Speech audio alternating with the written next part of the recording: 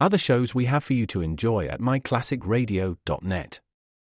The Avengers was most certainly not a household name in South Africa prior to the radio series. With no national television service until 1976, the mechanism simply was not present in the country to show television programs to mass audiences. While many other countries reveled in the filmed adventures of John Steed and company, South Africa was not equipped to join in the fun. The series took Britain by storm and made a major impression in the American markets, being that greatest of rarities, a British series given a network transmission slot. However, as a filmed series, rather than a videotaped one, The Avengers was able to gain a modicum of exposure in South Africa through film rentals. Come and listen at myclassicradio.net. Other shows we have for you to enjoy at myclassicradio.net. 21 Precinct was a police drama broadcast on CBS from July 7, 1953, to July 26, 1956. It initially served as a summer replacement for My Friend Irma. The show was produced in cooperation with the Patrolmen's Benevolent Association of City of New York and adaptations from True Criminal in New York. The Policeman's Point of View. Historically, the 21st Precinct had been located near Gramercy Park, Manhattan. In 1929, the department reorganized the precinct numbering, and 21st designation was discontinued. No such precinct existed during the run, nor does a 21st precinct exist. However, the fictional precinct's territory closely corresponds to that of the Upper Side's 23rd precinct since 192. Come and listen at myclassicradio.net.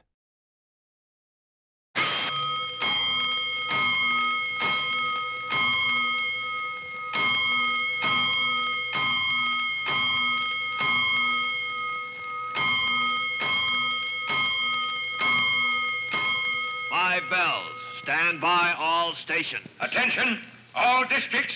A 5-alarm fire. 5 bells. Move in immediately. That's it. Let's roll. Let's go. Firefighters.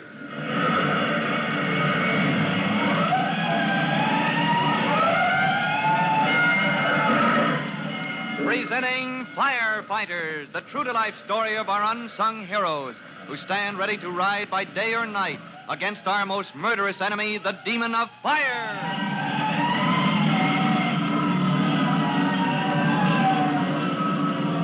In just a minute, we'll join Tim Collins as he rolls to a fire, his first run since Tim joined the rescue company. Tim doesn't know yet what thrilling adventure awaits him at the fire scene, and before he finds out, there's time for this message.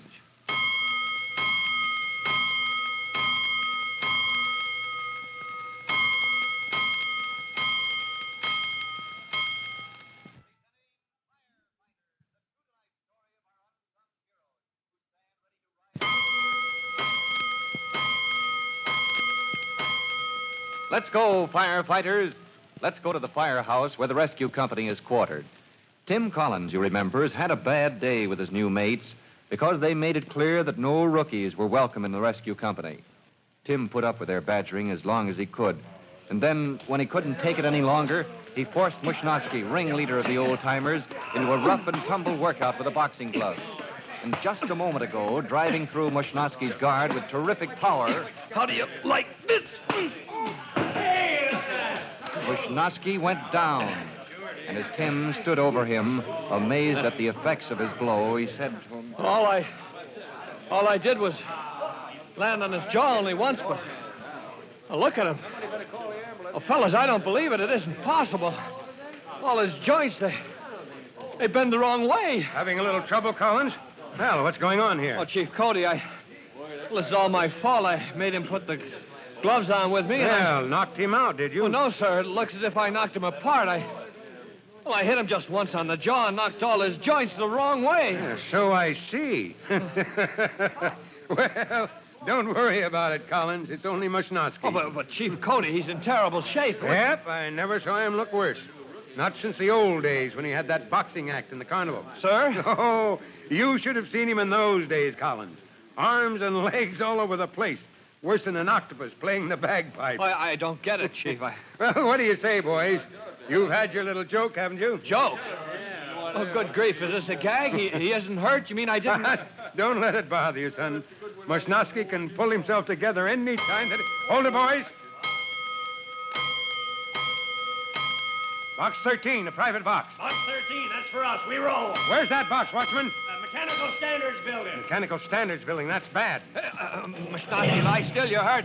Hey, come back. Never mind Mosnowski, son. Yeah, but, Chief, 1 minute he's lying there, arms and legs all twisted the wrong way, and the next he's running for the wagon. Never mind, I say. That man is double-jointed. He was an India rubber man in the old carnival days. Oh, then it was a gag. They were kidding me. Right up to the hill, Collins. Now climb on that wagon. You're due to roll. Oh, yes, sir. Hey, Smokehead! Come on, pull these boxing gloves off my hand so I can climb into my gear. All clear, Captain Jellybone. Let's roll.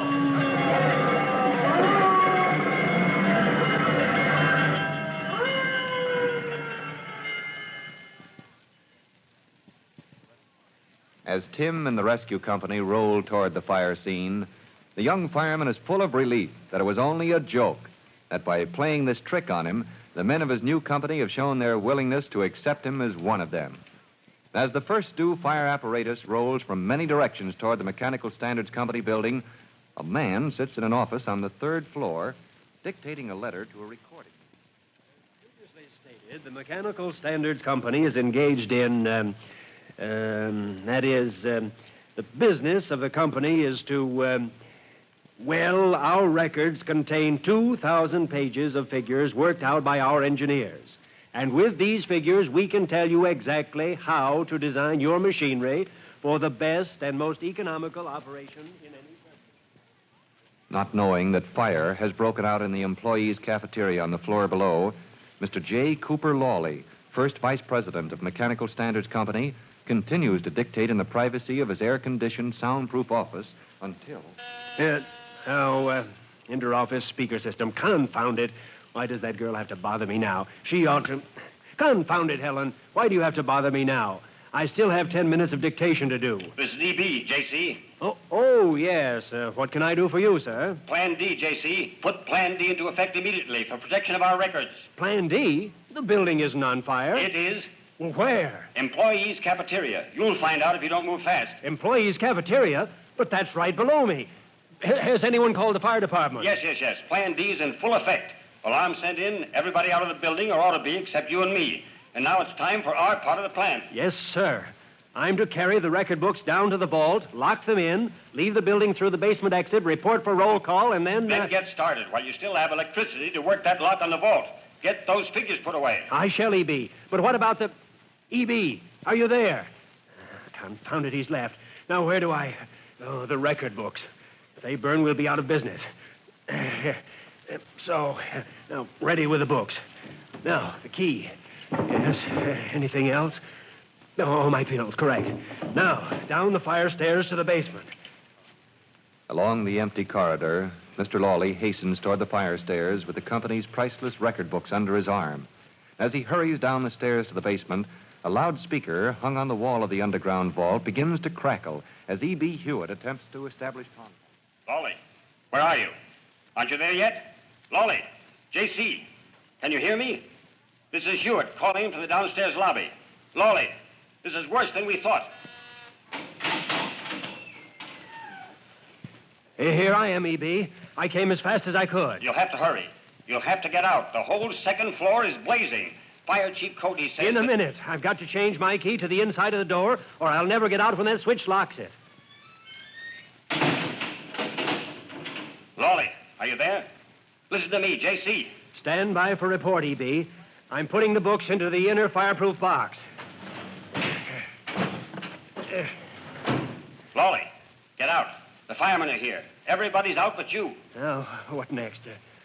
All correct here in the vault, E.B. Records are stored away. Now I'm looking around the workroom. Windows locked, and I'm... Lawley, listen to me. Here, Chief Cody. You talk to him.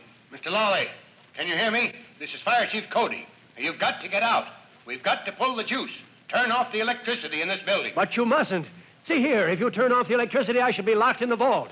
The door is controlled by a switch with a special key. I know, but man, you don't understand. That second floor may come crashing down on top of you. Chief Cody, my instructions are to follow Plan D. And it so happens it's now time for me... Here, the lights. Turn on the lights. You've cut off the electricity. I can't open the door, you fools. As the lights in the vault go dead and Lawley finds himself unable to open the door with his special key that controls the electric lock, Chief Cody, at the speaker in the lobby of the Mechanical Standards Building, calls out,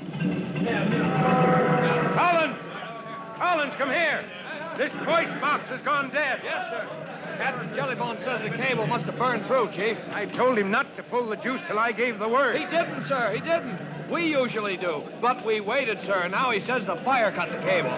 Then the man is trapped. Who, sir? Lawley, officer of the concern here. Oh. Carried the important records down to a vault in the basement, following some plan they have for protection in case of fire. Oh, good grief, Chief Cody. How can we get to him? That's up to you, Collins. You're on the rescue company, aren't you? Oh, you bet I am, sir. All right, then. Do your job. Get that man out. And how you manage it is up to you. Yes, sir. Rescue company! This way! Man trapped in the vault! Let's have that foam. Hook up that foam generator. There's gasoline stored in this building.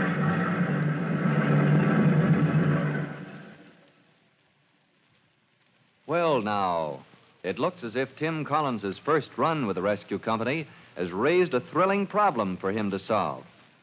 As Chief Cody turns his attention to directing the overall battle against the blaze that roars through the second floor, Tim races toward the rescue wagon for special equipment.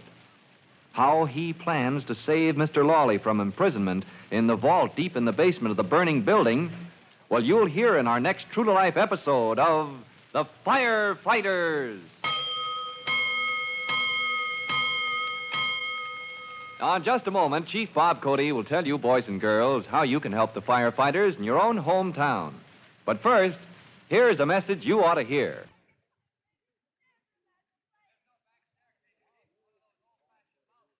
And now here's Chief Bob Cody with a special notice for the Firefighters Brigade. Chief Cody. Hello, boys and girls. This is Chief Cody. And I just want to point out that in any big company, you'll find plans. Now, these plans are made in advance to deal with the emergency of fire. Yes, sir. Most big companies have plans to protect life and property. And those fire safety plans are just as important as fire drill at school.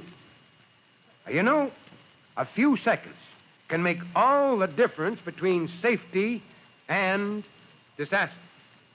And if you know just what to do, now listen, just what to do, just how to escape without losing your head or your way in case of fire at home or in school or, for that matter, anywhere else, a few seconds may be all you need. Well, that's all for now, and you'll hear from me soon. Fire Chief Cody and the young rookie fireman Tim Collins will be back on the same station the next time you hear... That's it. Let's go!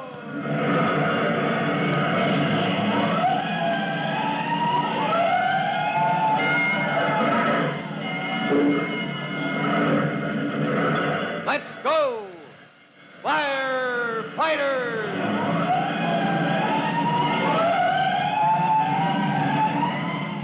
Firefighters is a copyrighted feature of William F. Holland Productions.